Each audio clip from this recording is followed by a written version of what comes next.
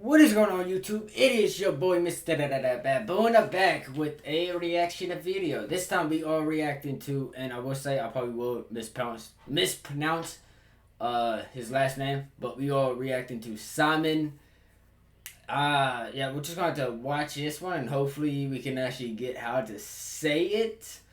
Because I don't want to mispronounce it or anything like that, but it's Simon. You guys see when I start the video and stuff. But I will say real fast, the streams and stuff is going to be a little bit slower than I wanted, mostly because there's not a whole lot of games I'm really actually enjoying playing, if I'm being honest. So I'm kind of waiting for like the new Call of Duty to come out, which will be dropping in October. You probably be able to pre-order October, November, or something like that.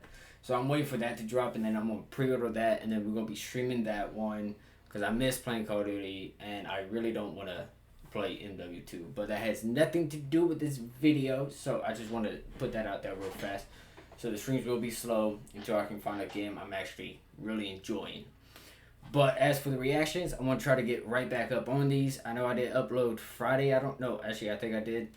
But I'm gonna try to get these reactions back going. You know what I mean? Get them out Monday, Wednesday, and Friday. Like the new schedule streams. Hopefully Tuesday and Thursday probably won't happen for a little bit because I'm waiting. Like I said, waiting on the game that I actually do enjoy playing.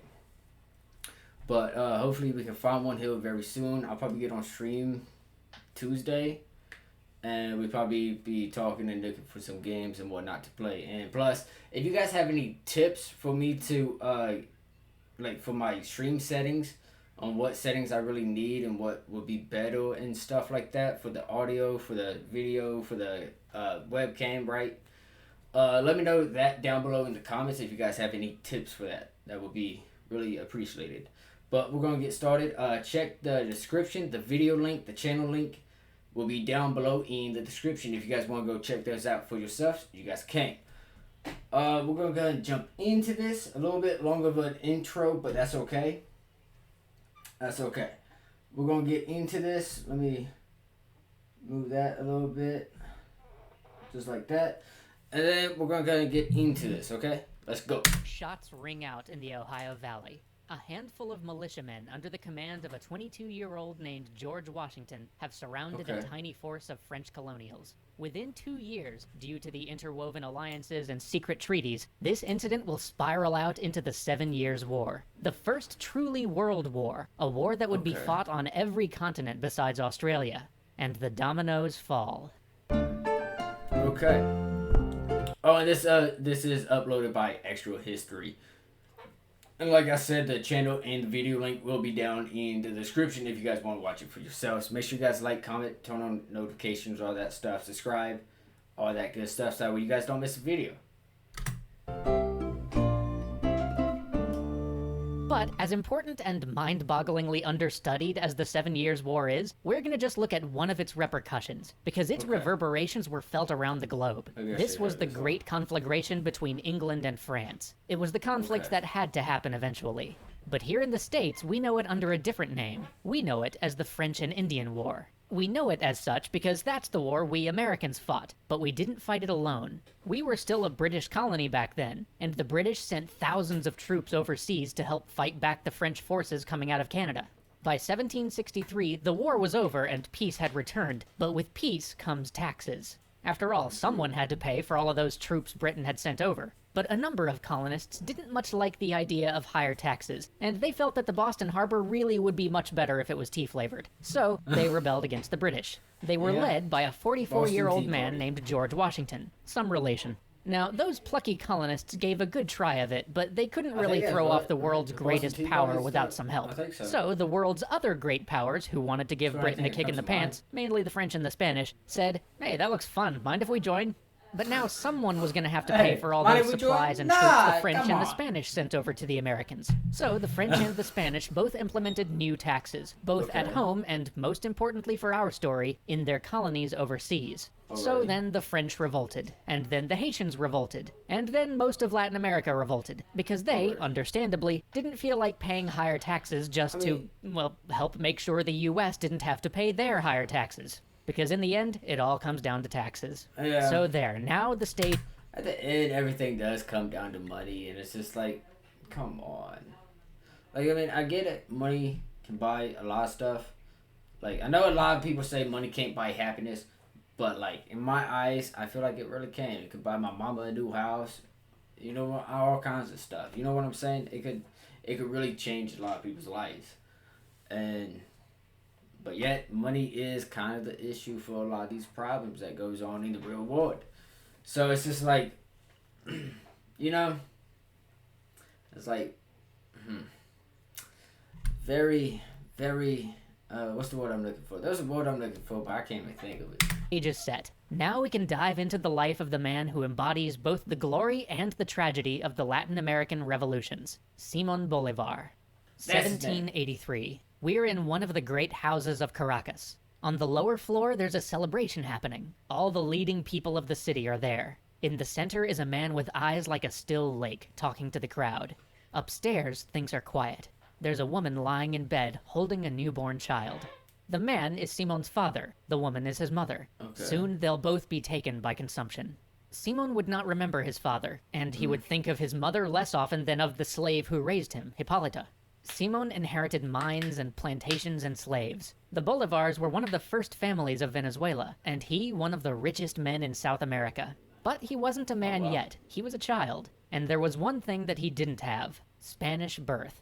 In the Spanish colonial system, there were not only all sorts of deplorable hierarchies of race, but even for those deemed racially pure and white, there was a class system, with those born in continental Spain being more favorably looked upon than those born in the colonies. The highest government offices were only open to Spanish-born colonists. But this pain wouldn't strike him yet. Instead, he grew up as an unmanageable and arrogant child. His father had died when he was 3, his mother when he was 9. The care of those in which he was left was sometimes excellent, sometimes negligent, but it didn't matter. He was always more interested in coursing the alleys of Caracas with the children of the streets than he was in studying or guidance. Finally, though, one tutor, while never able to control him, was able to teach Simon, albeit on his own terms. And so, as they rode through the fields or walked the streets of Caracas, this tutor imparted not a traditional education, but his own personal loves: Rousseau, Locke, and Voltaire. Alas, even this was not to last, as Simon's childhood was set to a backdrop of revolts. Venezuela, and indeed the whole Spanish Empire, was in upheaval. Race revolts and independence movements cropped up and were crushed, each time with more brutality, but each time exposing Spain's ever-slipping hold. Simon's tutor was caught up in one of these revolts and sentenced to permanent exile. And so, again, Simon was alone. Soon he was enrolled in the local military academy by an uncle. So he chafed at the discipline, but learned much about the art of making war. Soon, though, he was shipped off again, this time to Spain. But he wanted this adventure. He was excited to see the continent that he'd heard so much about, the place where the ideas he so admired came from. But even on this trip, he got a taste of the declining nature of Spanish power. For when his ship stopped in Mexico City, they were informed that they wouldn't be able to depart right away because of a British blockade. Eventually, though, he did make it to Spain, and then on to Madrid, where he would finally get his first real education. And there, too, he met his first great love. Her name was Maria Teresa, and she was from another respectable Caracan family. But unlike Simon, she had been born in Spain, and spent her whole life there. He soon proposed to her, and after working for a year to convince her father, they were married in Madrid. Now blissfully married, he decided it was time to return to Caracas, and take his place in the family affairs together with his new wife. So they set off for the New World. For Simon, this was a return home. For Maria, it was an opportunity to see her family seat for the first time. But as they landed in Caracas, she began to feel ill, and then weak. Within 5 months, she was dead. Yellow fever had taken Simon's first love. Damn. See, that's not at all what I thought. I thought maybe they was gonna get like, you know what I mean? Oh, that's not at all what I was thinking was about to happen. At all. Damn. That's sad though. He tried to stay in Venezuela to manage the life he had inherited, but everything there reminded him only of her. And so within a year, in 1803, he once again boarded a ship for Spain. But Spain, too, and especially Madrid, only served as a constant reminder of Maria. So when all non-residents were suddenly ordered out of the capital because there wasn't enough bread to feed them, Simon planned a trip for Paris. There he saw an empire reinvigorated by revolution. He couldn't help but contrast it with Madrid. Here was a city and a nation modernizing, evolving, growing with new republican ideals. So he drank Paris it in. too. He was enchanted by Paris and the promise it offered. But it was here that he found his second heartbreak. Not at the hands of a woman, but of a man. Napoleon. Simon had seen Napoleon as a beacon of hope. Yeah, because Napoleon and Simon it was Simon. I'm gonna call him Simon, but they was definitely around the same time. I do know that. As much as I don't know a whole lot about Simon, I do know. I was told that Simon and Napoleon was around at the same time. You know what I mean? I do believe, if I'm getting that right. The new man, a true republican, serving his state faithfully, guiding a state by his soul and humble wisdom towards liberty, equality, and brotherhood. But then Napoleon placed a crown upon his head.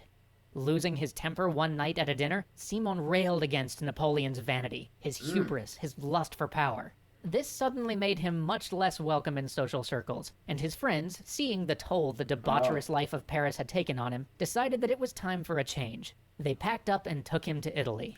And it was here, in this reinvigorating place rich with history, that Simon's thoughts and ambitions really took form.